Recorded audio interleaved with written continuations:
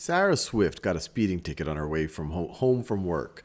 If she pays her fine now, there will be no added penalty. If she delays her payment, then a penalty will be assessed for the number of months T that she delays paying her fine.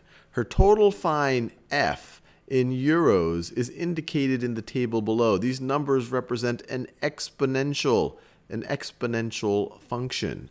So they give us the number of months that the payment is delayed and then the amount of fine. And this is essentially data points from an exponential function. And just to remind ourselves what an exponential function would look like, this tells us that our fine as our function of the months delayed is going to be equal to some number times some common ratio to the t power.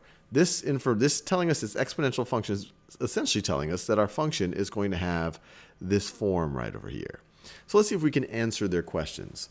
So the first question is, what is the common ratio of consecutive values of f? So the reason why r right over here is called the common ratio is it's the ratio that if you look at any two, say if you were to increment t by 1, the ratio of that to f of t, that ratio should be consistent for any t. So let me give you an example here. The ratio of f of 2 to f of 1 should be equal to the ratio of f of 3 to f of 2, which should be the same as the ratio of f of 4 to f of 3. Or in general terms, the ratio of f of t plus 1 to the ratio of f of t should be equal to all of these things. That would be the common ratio.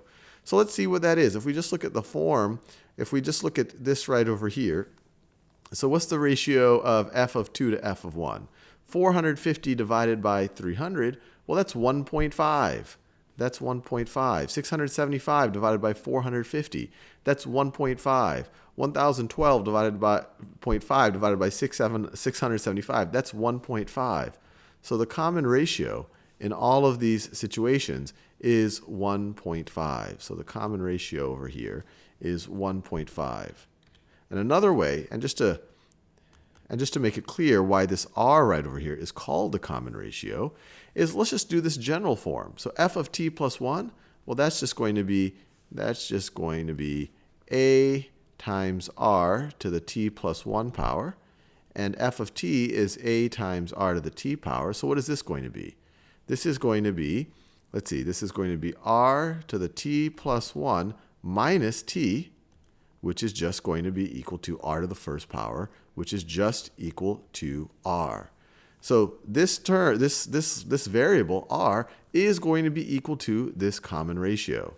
So when we figured out that the common ratio is 1.5, that tells us that our function is going to be of the form f of t is equal to a times, instead of writing an r there, we now know that r is 1.5 to the t power.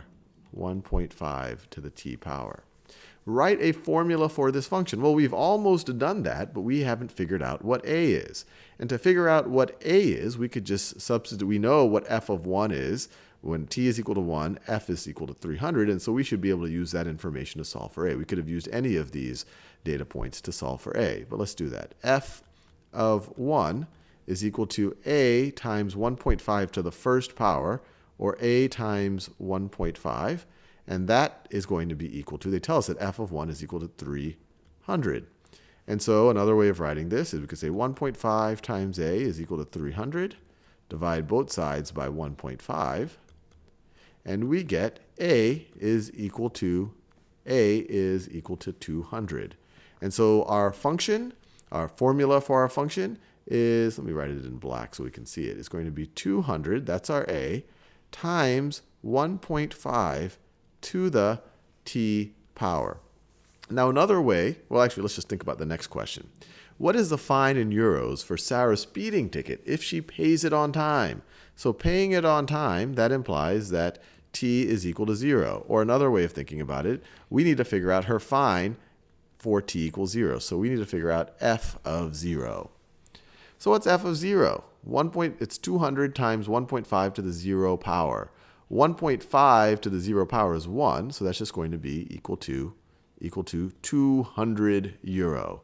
Now, another way of thinking about it is, well, look, let's look at the common ratio. To go from 6.5 to 450, you're essentially dividing by the common ratio. To go from 450 to 300, you are dividing by the common ratio. So then to go from t equals 1 to t equals 0, you would divide by the common ratio again, and you would get to 200. Or another way of thinking about it is to go to successive values or successive months every time we are multiplying by the common ratio. Every time we are multiplying by the common ratio.